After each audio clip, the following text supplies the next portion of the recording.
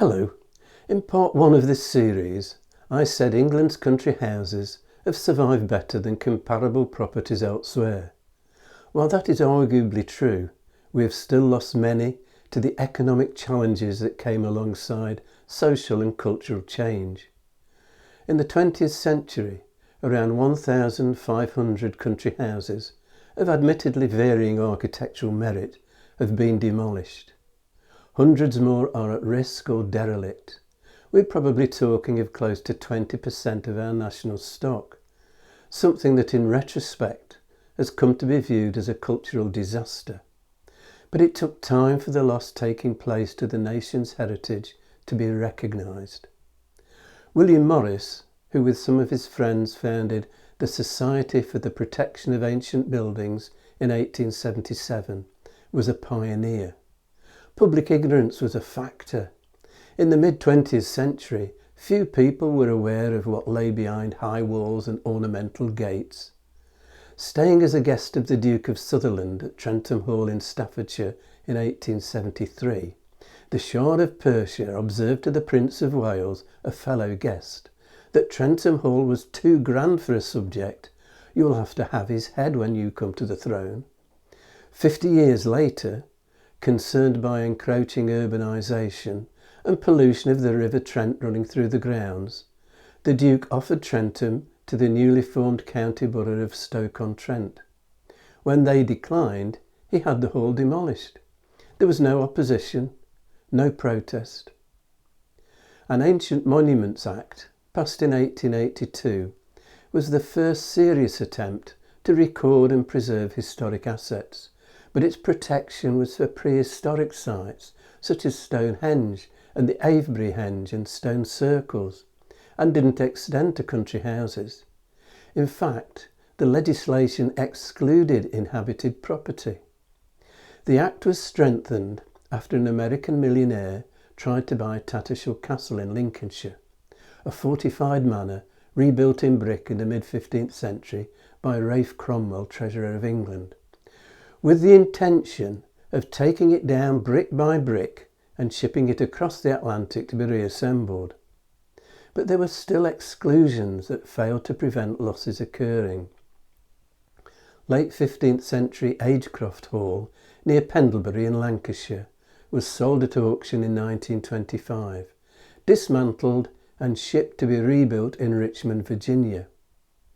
After a catastrophic fire in 1940, the trustees of John Vanbrugh and Nicholas Hawksmoor's English Baroque masterpiece Castle Howard in North Yorkshire began selling some of the contents, and the future of the house hung in the balance.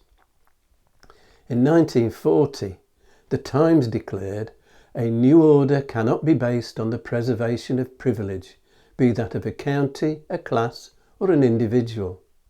It wasn't until the Town and Country Planning Acts of the late 1940s that effective legislation was introduced in the form of listing buildings of interest categorised by merit as Grade 1, 2-star and 2, identifying them as deserving every effort to preserve. Even then, the initial focus was churches and rural barns, not country houses. Several country houses were requisitioned during World War II for operational purposes, to act as hospitals, billet military personnel and house evacuees. When they were returned to their owners after the war, many were in a dilapidated state. Given the costs involved in restoration, a shortage of building materials, other national priorities for reconstruction and an unsympathetic political climate, some owners, Sir John Every of Eggington Hall in Derbyshire is an example, chose to demolish.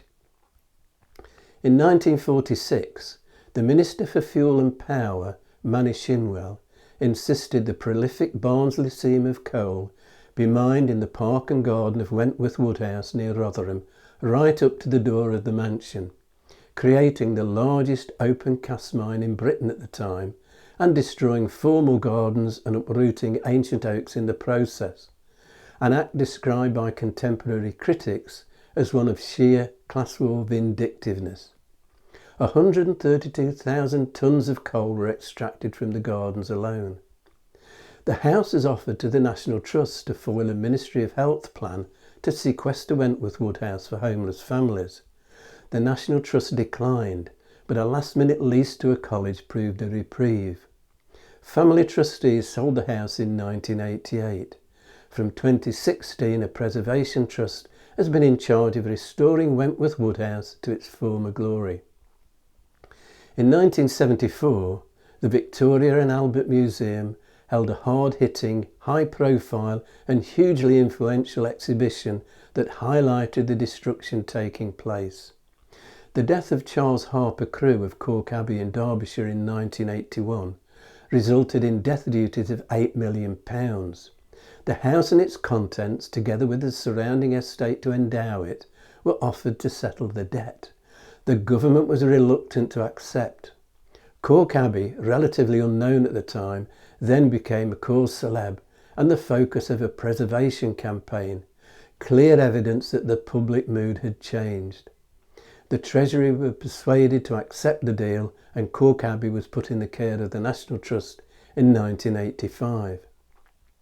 The house, which had been steadily deteriorating from the late 19th century, has been stabilised, but restoration has been kept to a minimum to preserve the house and its contents as it was in the 1980s, an object lesson in the decline experienced. Founded in 1894 by Octavia Hill, Sir Robert Hunter and Canon Hardwicke Drummond Rawnsley, with support from the Duke of Westminster, the National Trust acquired its first property, Alfriston Clergy House in East Sussex, in 1896.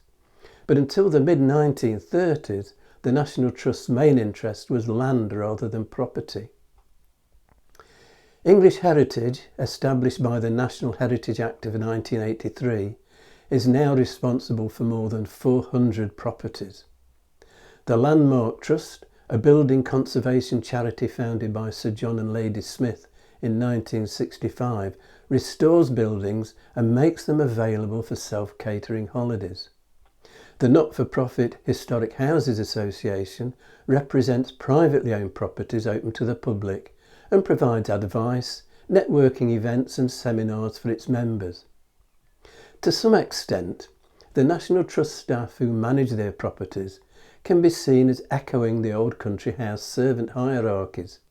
Depending on the size of the property, there might be a house manager with a house steward supervising day-to-day activities and conservation assistants keeping the contents clean and in good condition.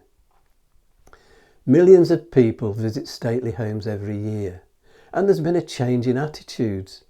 As well as visiting in order to view the treasures, the art, the furniture, the porcelain, there's now a powerful appetite for social history, in discovering the stories of the lives, interests and behaviour of the people who lived and worked in these houses.